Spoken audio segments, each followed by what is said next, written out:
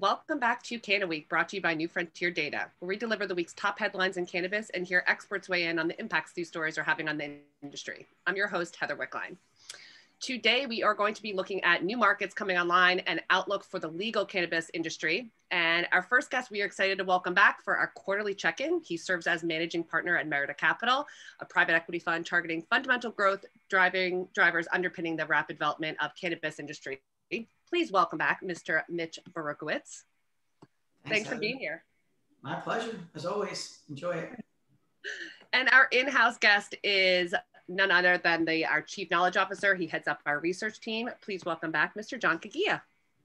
Yeah, delighted to be back, Heather, and always excited to speak with Mitch. So, I know he brings the energy. I love it. Well, we have a lot to cover, so let's dive right in. NewYorkTimes.com reported Connecticut legalizes recreational marijuana with sales aimed for 2022. So Governor Lamont signed a bill legalizing recreational cannabis, and in the process, Connecticut became the 19th state to legalize recreational cannabis.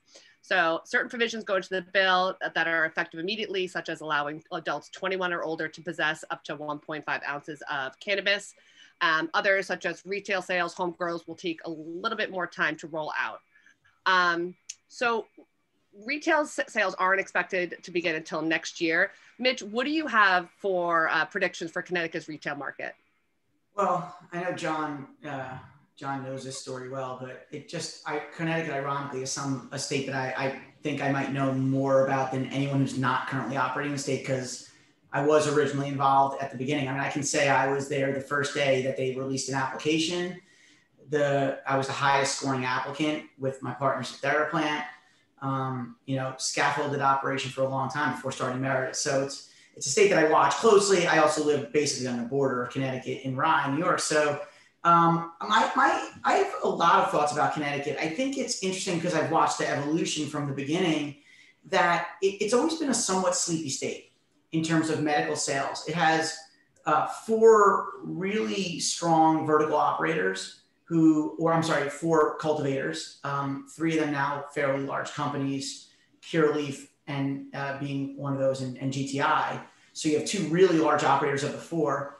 And also it's got a pretty evolved retail landscape with Trulieve and Acreage owning some of the retail there. So I think it's an interesting state that has a pretty good framework for being able to serve the future growth that's going to come. What I'm interested about in the bill, though, is the fact that they don't really have a way to flip the switch into, they are going to allow people to possess, but they don't have a way for those people to get it in an adult use fashion. So I'm curious to see if the medical program spikes up, because the medical program has been a laggard over the last couple of years. I mean, this is something we saw legacy back till 2013, 14, when there, essentially one doctor saved like half the program by issuing, a ton of medical prescriptions or medical recommendations that allowed people to get access. So the one thing that I think you didn't mention, which I'm really curious to see, is the effect of Connecticut on Massachusetts, because the 2 Massachusetts lower dispensaries, Fall River being one in the Berkshires being another, and the other one that I think is in Springfield, do insane numbers. And so I'm curious, because I think that Connecticut, and this is broad consensus, many people think that Connecticut products from a medical perspective, just from a general consumption perspective, are better than the typical Massachusetts product. So I'm curious to see if there's a large degradation in those dispensaries as people from Connecticut opt to stay home. So I think the projections for Connecticut are going to be good. I think Connecticut's got a lower half of the state that has very little access to dispensaries. I think those people are going to be active consumers, Greenwich, Stamford, lower Fairfield County. I think they're going to be active consumers. I think Connecticut's going to be a great state. I'm just curious to see how long it takes. I think one thing that's absolutely highlighted, and I think you want to cover this later, but just given that, is how much work it takes to get a stable framework from where we are. And that's why I'm just going to harp on this, because I constantly do. And if I didn't, then John would say I'm breaching my contract. It's not about federal legality. It is about state-based laws and the idiosyncrasies of each state. And that's what people should focus on.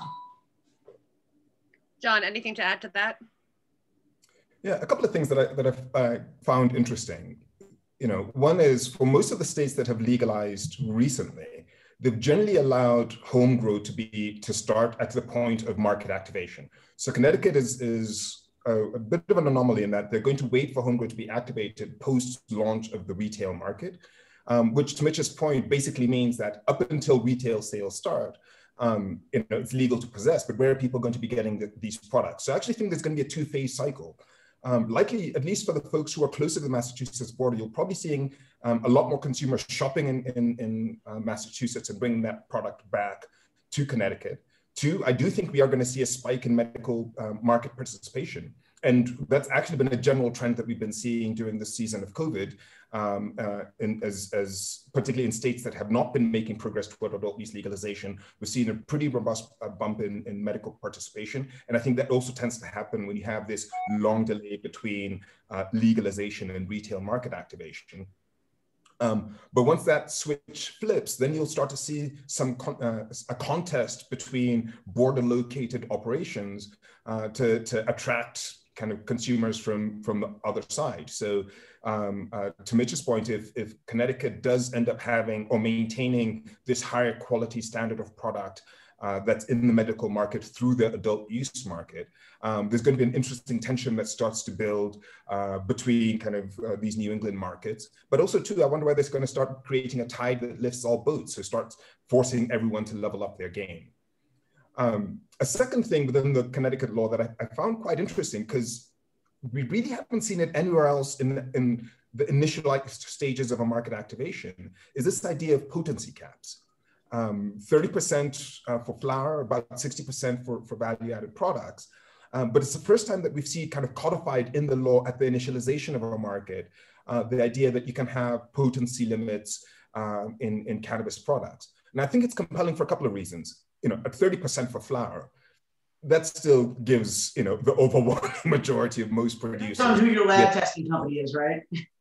Yeah, 30% is really, really strong cannabis, and there's not many growers that are hitting that currently.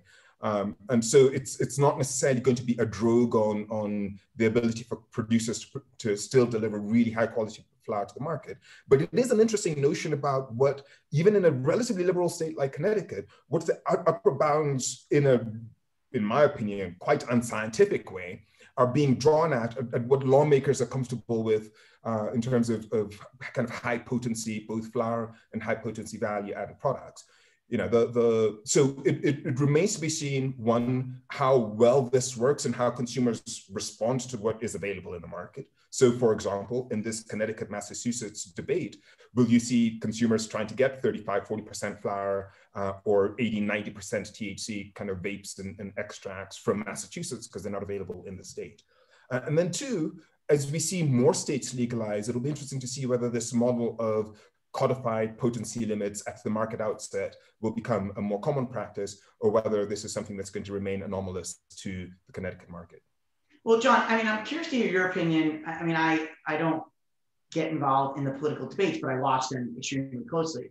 And one thing I do think that you're highlighting, which maybe you're doing it kind of implicitly, but I want to just flesh it out, is anyone who thinks that there's a federal law that can legalize, not deschedule, not decriminalize, legalize, should watch the Connecticut debate as an example of how many specific things go into a cannabis law and how it's so inappropriate at a federal level to even think about this, which is, potency caps is an example. What are the regulators even trying to achieve with that? Because Colorado was the only other state that said, we're going to allow you to buy less potent products if you're a consumer, but they did that through sizing, 100 milligrams, 150 milligrams. They didn't say potency, because I do think, so what happens exactly if, let's say there's a strain or a genetic that can be 35% THC, what happens to that?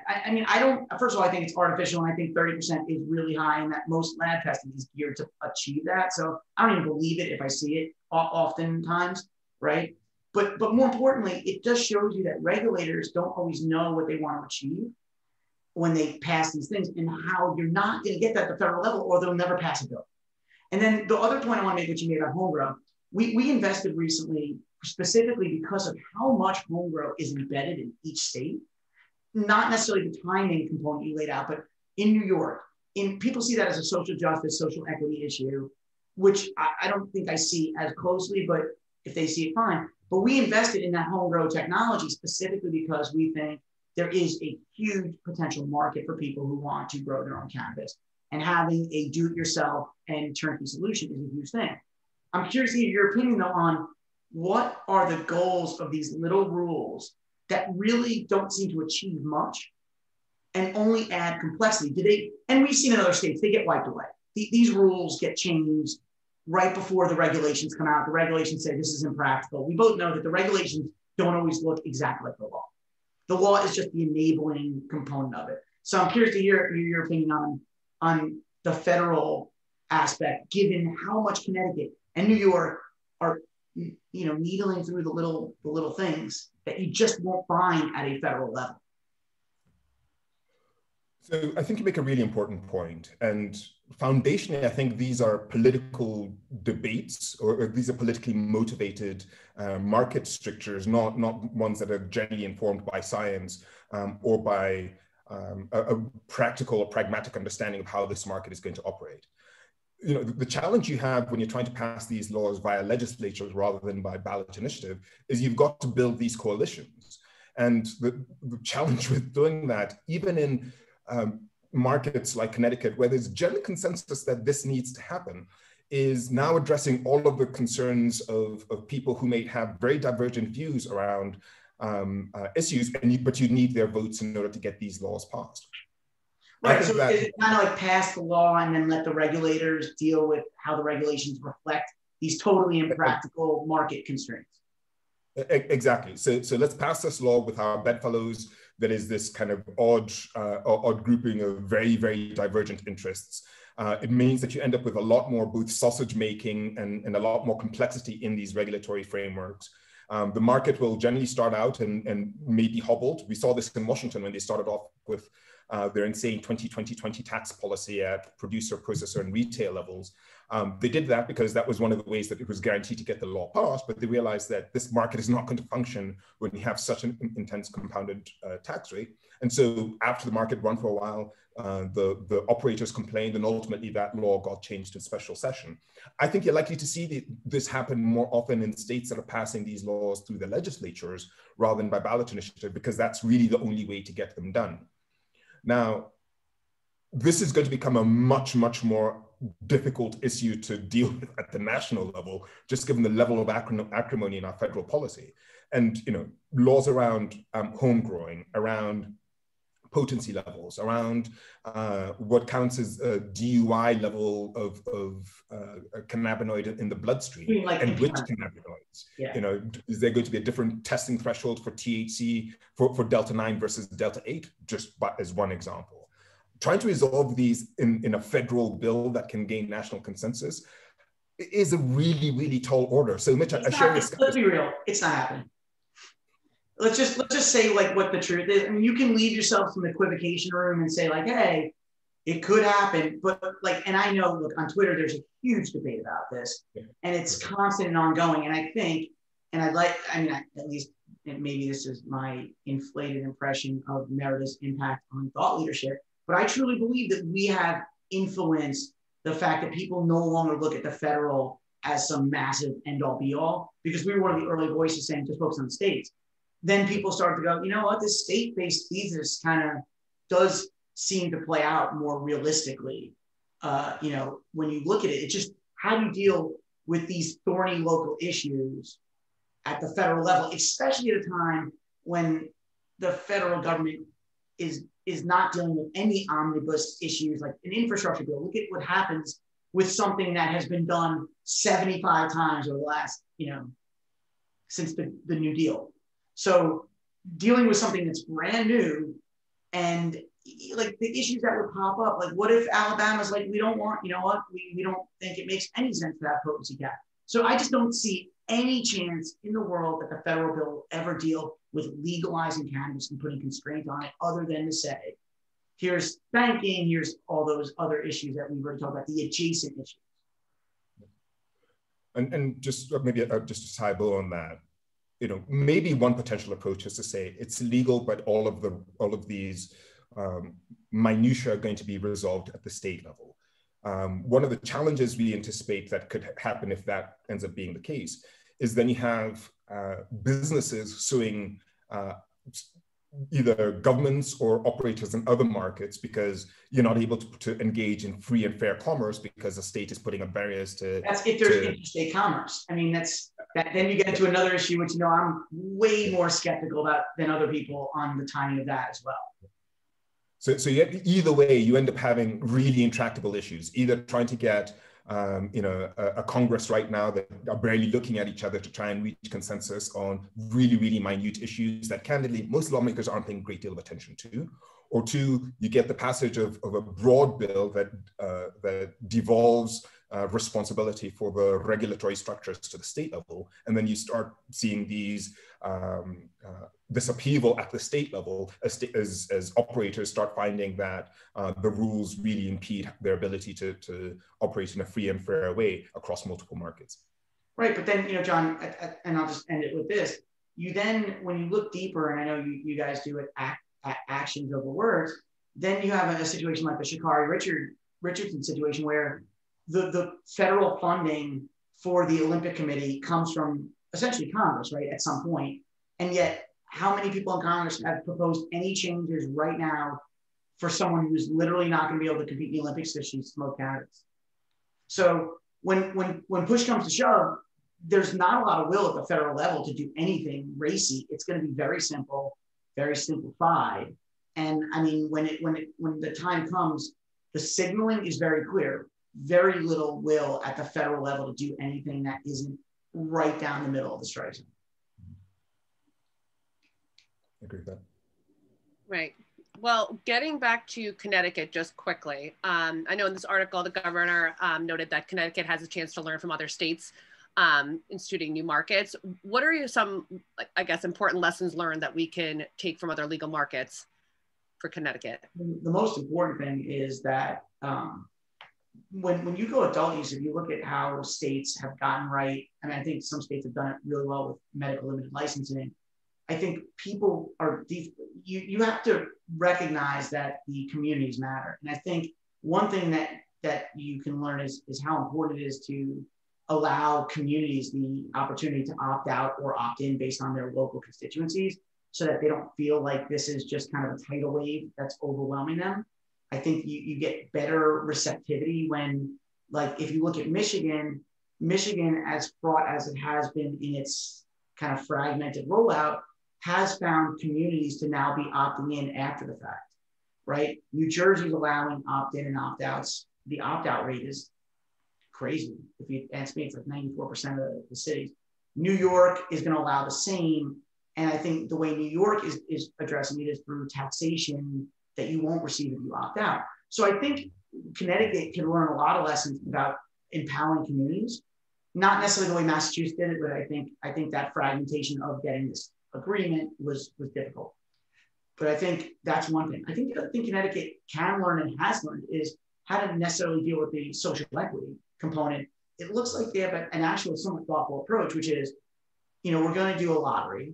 We're also going to give out merit-based licenses. We're also going to do, if you want to pay in, you can then skip both of those processes. And I think that allows minority potential operators to partner and to get business up and running. Anything that encourages commerce in a natural way is going to usually be better than like what LA or Illinois, for instance, which is still, I think, Ben Koval recently tweeted about it. It's 675 days. There's not one social equity applicant up and running.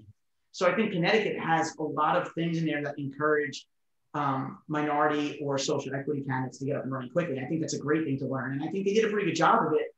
I mean, on the flip side, Connecticut's got one of the longest running medical programs from a limited license perspective. And yet it took them, 8.5 years, and they've been talking about adult use for 3. And they were like the last Northeastern state to take it seriously other than maybe Pennsylvania. So, you have some yin and yang in these situations. I would say that the governor's will seems to be to push this. And I think when you get institutional will, like I just said, on the opposite of what I said before about the federal will, when you get the local will, you actually get better programs. When people actually care. The regulators in Connecticut, by the way, at the Department of Consumer Protection, which I know very well through my own experience there, are some of the most informed regulators in the country when it comes to understanding the program. I mean, literally the same 6 or 7 people in Connecticut have been managing the program for years, and they've done a great job. I mean, the medical program is very stable. And like I said, there's 3 big operators here. So I think it's going to be a great state for a while. To John's point, there's going to be some tension. There's probably going to be a spike in Massachusetts as everyone floods there and can bring it back. And the one other point I'll make, which is really key, and you see it in the data that, I think that John and I discussed recently on some panel, which I don't even remember where it was because we do so many of these.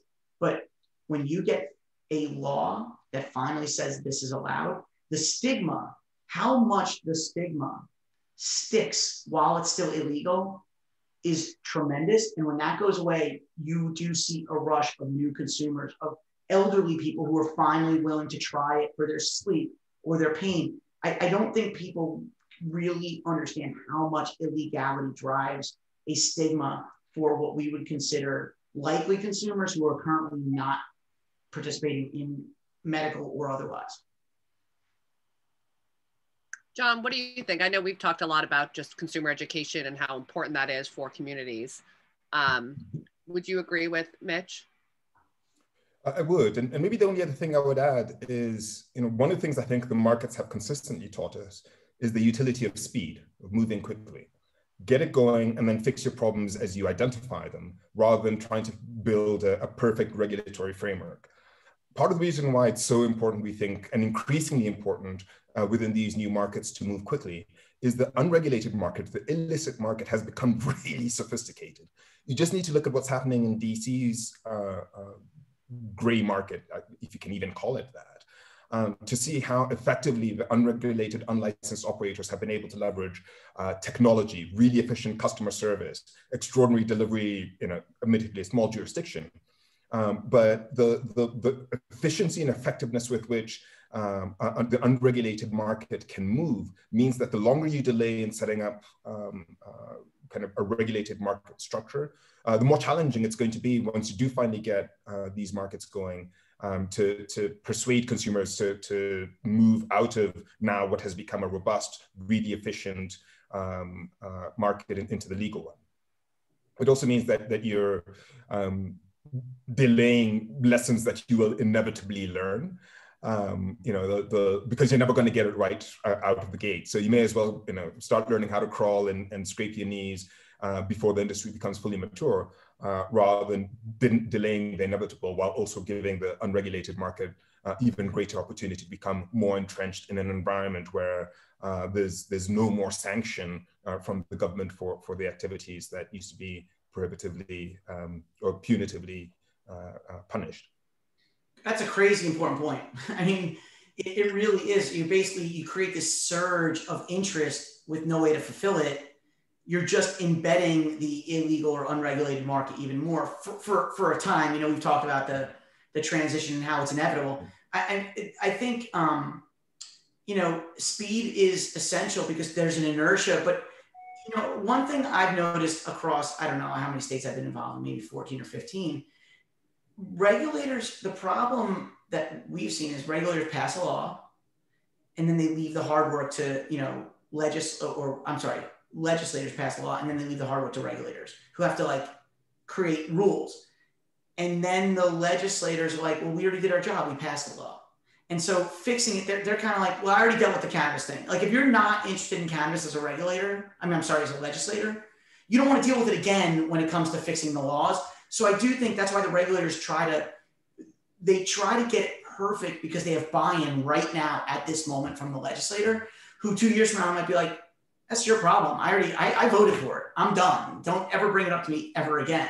And I think that's why, look, this is what the industry we're in. There's tension at all parts of the connectivity, interactivity with regulators. There's always tension, which is what the opportunity truthfully is for people like myself. But John, you highlight it, you just highlighting tension after tension after tension after tension, because it really exists. And I think people don't necessarily appreciate that. Even in Connecticut, you're going to have 1,000 things go wrong with the program. And then, how does it get fixed? It's up to someone. And then that's when you look back to what is the will. And when the governor's on top of it, I think you end up getting those things fixed better. Well, amidst all this tension, there has been great momentum with since Connecticut was just legalized recreational after New Jersey, Virginia, New York, New Mexico. What do you think it attributes to this momentum? I know, because you're saying there's so much tension going on, but we are seeing a good momentum and good swing. Yeah, I think it's just an easy, like John, I think John highlighted this as a throwaway, sort of line, but the ballot measure versus regulators and legislators passing laws, I think the ballot measure states that could do it have done their best. And then you have a state like Virginia, which is rapidly becoming purple, and you have the polling is just unequivocal on these things. But really, what the momentum comes from?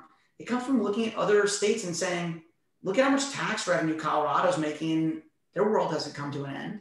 I think if you go back and looked at the legislative dicta around early states who passed medical and the naysaying and doomsday predicting, they would make Nouriel Roubini look like a optimist by like comparison, right? And he's Dr. Doom.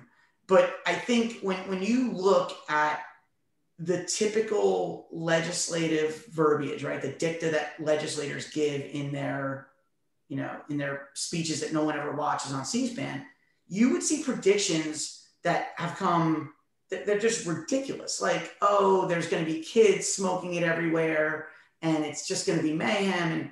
And meanwhile, they never really look at the counter, which is, oh, so not regulating it somehow stops all that from happening. It's just amazing. But I think people in New Jersey, New York, and Virginia especially, which was really kind of faster than people thought. I mean, we predicted it, but other people, I think, were on the uptake there. I think you look and it's just, there's enough legislators who say not regulating it doesn't fix anything. Regulating it potentially has that chance to fix it. And I think when you look at that, what is the counter argument to regulating it if the unregulated market is already triple the size? There's virtually none. And then you just look at the tax revenue. I mean, COVID has just made sensitivity to budgets higher than ever. And I think that's just, look, call it what you will, but that is the reason. And I think that's why on state levels, it's moving so quickly. Whilst the federal level, it's kind of like, you know what? I'm going to do, Chuck Schumer's been getting applause for the last year talking about it. And meanwhile, I know his bill is imminent, but it's been an applause line at the federal level because you don't see the result on the federal level the way you do in state. Connecticut passed a law, within a year, it's going to be generating tax revenue. Easy, right? Cause, effect. I don't think you get the same cause and effect at the federal level. So there's just less will. I mean, John, is that a crazy thought? I don't think it is at all. Right. Pretty obvious. So for example, one of the things that when we talk about why this is happening at the speed at which it's happening, is it's not just about people adopting a live and let live. I don't accept or think that cannabis is a good idea, but I let people do what they want to do behind closed doors. But one of the numbers that Gallup recently put out that really struck me is the idea that nearly 7 in 10 Americans now say that smoking marijuana is morally acceptable. So it's not only that there's a resignation in this idea of other people want to do it, so leave them be. I may not like it, but let them. You're saying like the libertarian argument of that's not driving. Yeah, it's no longer that. It is a fundamental reframing on this idea that I think smoking marijuana is morally acceptable. And that's a really important kind of nuanced, but a really important point in terms of the sea change we're seeing in American society. And the erosion of the stigma that has been so central to our ability to perpetuate prohibition in the form that it's existed. It's really easy to demonize people for doing something that you believe is morally reprehensible. It becomes a very different type of social conversation when you have no issue, you take no issue, you think that that they are morally right or morally justified in engaging in that activity. And so I think that to me has been one of the just really interesting kind of subtext around this sea change. It is not about a libertarian view of, I may not approve, but you go ahead and do it. It really has become much more, 2/3 of Americans, nearly 7 in 10 saying, I actually think this is okay, and people should be able to do it, and I should be able to do it. Once you cross that threshold, this to me now becomes an issue of inevitability, and there will be roadblocks, there will be challenges to getting the regulatory process right and getting some of the most acutely conservative markets to get on board. But I think as a general society, as a general public, particularly as we look at the demographics of the US and how they're going to evolve for the next 10 to 15 years, I think this is a matter of when, not if.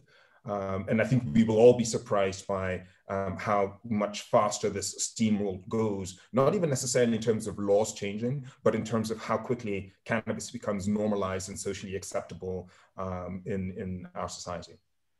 The political side is kind of baffling too. I think politicians tend to be a self-selected group of righteous people who may have avoided cannabis because they thought it could affect their political career, right? Exactly. And then all of a sudden, one of their friends comes back from Denver and was like, I tried it, nothing happened. I would love to, I don't know if you can do it. I know you guys have done a lot of data around consumer preferences and stuff, but what is driving the erosion of the stigma, other than legality, which we know is a powerful tool, is I think it has to be something around interacting with people who are consuming and are living normal, productive, like people drink fine wine at night, people smoke cannabis at night, there's people that smoke during the day. Seth Rogen, right? Obviously, basically was like, I smoke weed all day and it's how it makes it productive and here's how I manage it. I think when you keep getting those stories and you're like, you're right, it's not the libertarian, just let's call it the passive, just do it, I don't care, keep it away from me. It's actively like, I think this is okay. I know someone that did it. I know a lot of people that did it. And the world didn't come to an end. And they're not driving impaired. And they're not getting into 14-year-olds. They're not putting in gummies, and leaving it on people's desks at their school. It's, all of that old poster. I love the old posters, right? With the devil overlooking the guy who's smoking and the woman has like a lascivious dress. I mean, when you look at the hyperbole around cannabis over the last 70 years, it's so epic, right? To be able to look back at that now, even though we're not fully there to legality yet. But when you look, John, at where this stigma was not too long ago, it's amazing where we've come. And that's why, by the way, Heather, to finish the thought to what you asked, that's why we're getting legality in the East Coast corridor, right? Is because there's I think the East Coast, the population densities, the rapidly evolving, this is not a actively bad thing, makes it much easier for regulators. I'm sorry, I keep legislators to just pass a law, to just say, you know what? I'm not going to get kicked out of office for voting for cannabis. In fact, I might get kicked out of office if I'm against it. John, you and I have talked about this, just about, when you hear about someone's grandmother using cannabis for her glaucoma, or, this helped get someone off of opioid use. I mean, it makes it such a more positive spin on cannabis, and it takes away that stigma. Because how can a granny using it for glaucoma be, something bad, right? Well, John knows about the DC program from a friend. Yeah, from a couple of friends. You're absolutely right. As soon as cannabis becomes a kitchen table issue, and I'm actually watching this happening in real time on the continent in Africa. Deep, intense stigma. The acute belief that cannabis is destroying the lives of, the future of our children. That the people who want to use it medicinally are just trying to get high, and that the punitive prohibition should be kept in place until it becomes grandma's on her deathbed and the doctors have done everything that they can do to help her. Should we try cannabis? And then grandma starts eating again. Grandma starts feeling better. She starts resting better. She starts being able to play with the grandkids again. It's one thing when you see these stories in the New York Times or the Washington Post. Completely different thing when you see it happening in real time to somebody you know and love. And we have watched people turn into evangelists literally overnight from watching a loved one go through this. And so that social contagion, this is literally a virus. It's part of the reason why you see such kind of geographic proximity in the markets that legalize, why it tends to be, you'll have one market pop and then suddenly everything around it pops. Part of it is this idea that, hey, what do they know that we don't? Why do they have it while we don't? But also part of it is just the human part of the human story around it.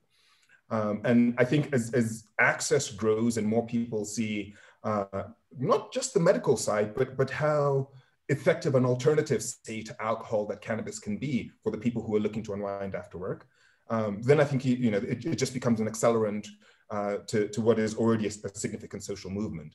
And then to Mitch's point about the political kind of calculus here, it's really striking to think that it was only about 20 years ago that people wondered whether Bill Clinton would have survived the cannabis scandal of his day.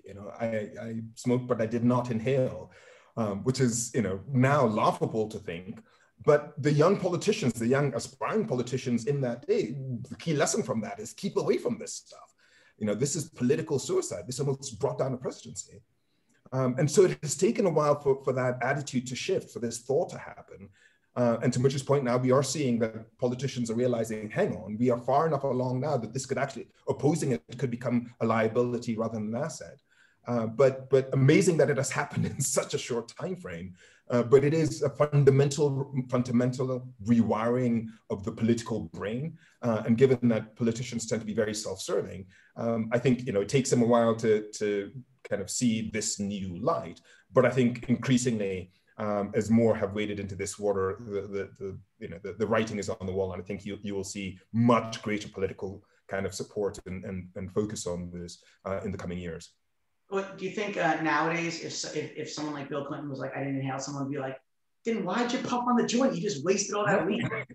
Stop wasting weed, man. Yeah, but you're one of those guys that's just like, and like, come on, man. You talk about pop culture, Mitch. I don't know if you caught this, I guess this was about a week or two ago, on one of Conan O'Brien's last episodes. No, I didn't catch Conan O'Brien smoking on live TV. Of course. How the fact that did not. I'm not sure he inhaled though. I don't know. It didn't look like it was a full lung inhale. He didn't get all the alveolar tissue involved, I think. The fact that the debate is whether he actually inhaled rather than the fact that on live TV, one of the country's most popular hosts put a joint to his lips, I think is just reflection of the sea change. The fact that this was he grabbed it, and I think the band was like, wait. The band was like, okay, bring that over here, man. It was like, don't pass it back to Rogan. He's going to kill it. Like pass it back to the band or something. Remarkable. I tweeted about it. Look, I try to every once in a while highlight like the most interesting normalized trends. Like this is a sign of normalization. And I think that given, and especially remember what Conan meant to the late night set, he wasn't like the edgy young guy. He's like the guy that they thought would be comforting to like, the typical elderly / old late night watcher. So he's like the Johnny Carson kind of, which is, can you imagine Johnny Carson like drinking a fifth of gin like on his show? No, I mean, this is like the guy who's supposed to be like the most, like Bill Maher.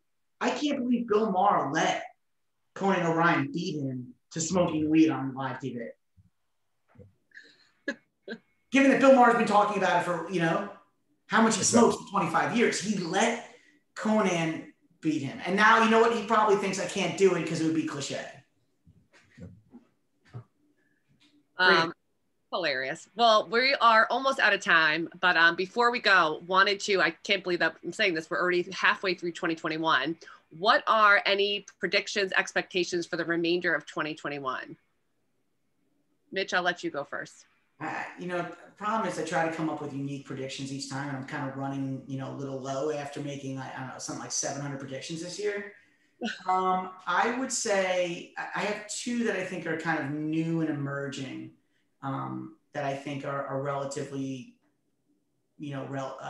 recent and relevant. One, I think my prediction is a federal bill is going to be presented, and then will be pared down and pared down and pared down until you see very little other than maybe core banking and other adjacent aspects dealt with because of the stuff I just laid out before. That's one. And which I think, I'm not saying it's fully contrarian, but I do think that is not in the middle of consensus right now. I think what I just said is far out of the consensus amongst the smartest cannabis watchers who really believe that a full-fledged, full-throated cannabis bill is coming. I don't. Okay, that's number one. So, and if I'm wrong, I'll stick up to it. I did make a racy prediction 6 months ago about someone in the United States going to Europe. That ended up being spot on so quick. Thank you, Boris Jordan. Love you. Keep doing a great job and for making me look smart on that one. So that was a good one. The other thing I'm going to say, which I think is a little bit counterintuitive, again, not necessarily contrarian, but counterintuitive, is I believe in 21, you will see in the legislative sessions, you know how they work right there, the second half of the year. I think you will see a bill passed, or at least passed out of committee, that forces workers' compensation or in-state insurers to reimburse medical cannabis and the regulators will, pass the rules about that. I think you're going to see that in the second half of this year, that medical cannabis is going to become a different aspect because once it's reimbursed, then there's, and I don't know if it's based on federal. I'm just saying, I think someone, it could be New Jersey, maybe New Mexico. It's going to be a state that has already passed an adult use and now wants to go further into the socialization of how you deal with this on the normalized front. And I think you're going to see a bill get really close to passed in 21 that forces either a workers' comp or a general insurance company to reimburse medical cannabis that's used in a prescribed way. That's my prediction. I don't think anyone's made that prediction yet. That is super interesting. John, you tell me, have you heard anyone say anything close to that? I actually haven't. You and I have talked about it. No, Heather, mark it down, because if someone else makes me look smart, I want my credit. You heard it here first. Yeah. I did the Europe thing, right, John? I nailed that one pretty quick. You call that one. And actually building on that, if there's a couple of things that we think are going to be worth watching in the second half of 21 going to 22. Yeah. So one is just the recalculations around what the international market opportunity looks like. It's been slow going or a tough slog for a lot of these the folks who got started in these international markets really early. But I think as you continue to see more markets, whether it's Mexico's Supreme Court law from last week, whether it's Rwanda now fully passing a law that will allow not just cannabis cultivation for export, but they're now creating a domestic medical cannabis program. I think even amidst this really frothing opportunity within the US, I think you're going to start to see more operators saying, all right, so we continue to lay all the bulk of our horsepower in the US or North American markets, but let's start planting seeds, whether it's through relationship cultivation, deployment of some limited assets, maybe some tech transfer, but really starting to try and get an edge in or foot in the door in some of these more promising international markets, not necessarily as target destinations that will be high revenue for export, but also to start cultivating this idea of global brand development, as well as looking for international markets to grow lower cost cannabis that will be directed toward primarily the European and Asian markets. So that's one thing. Second, I'm really, really bullish on this idea of the socialization of cannabis in the summer of 2021. I've lost count of the number of conversations I've had around how much cannabis was present at 4th of July barbecues and gatherings last weekend, and how normal it felt. Normal because of the quality of products that were being brought, the caliber of branding and brand development over on top of the product development that has happened during this year of COVID, I think has been phenomenal. And as just a student of kind of brand development or product development, this is a phenomenally exciting time for this industry.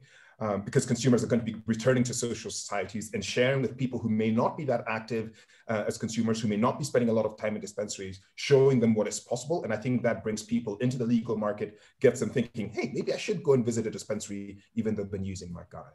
So the hyper-socialization of cannabis in the summer going to the fall of 2021, coupled with the advent of social use spaces, I think means we're in for a really, really interesting season as people begin to bring some of their learned behaviors from the pandemic, all of the consumption that they've been doing behind closed doors, as they start bringing that back out into social society as life returns to normal, or starts to. John, one thing, it's not a prediction, but the first homegrown German cannabis was now delivered to pharmacies there.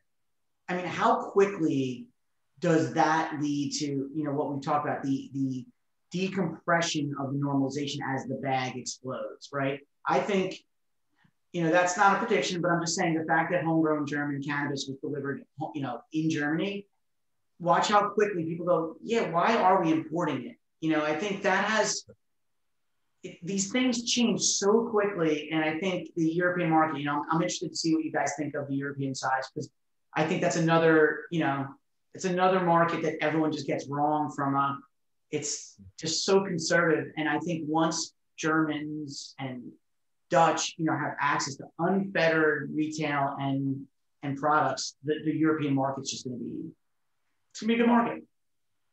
So to that point, in September of this year, the Germans will be voting on their next Bundestag.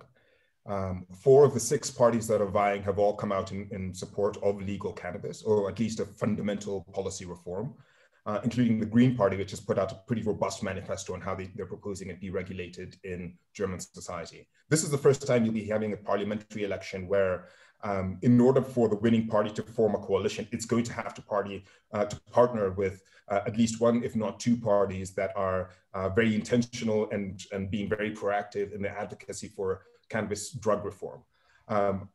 We may be underestimating the consequence of this debate in Germany, because to your point, Mitch, the German medical market is cooking with gas. I think we're starting to hit that threshold of very strong sustained growth. Right. But given it's the largest economy in Europe, it's the most influential economy in Europe, and it has a very special place in terms of the global kind of global governance, given how serious and sober the Germans are considered to be. I think if Germany goes legal, it would have, outside of North America, huge reverberations in a way that neither the US, Mexico, or Canada would have had. It's going to be a major, major development of consequence. Awesome. Well, thank you both so much for your time. Really appreciate it. And thank you to our listeners for CannaWeek. If you haven't, please be sure to like, subscribe, hit the notification bell. And if you really like us, give us 5 stars. Thank you for joining us today, and we will see you next time.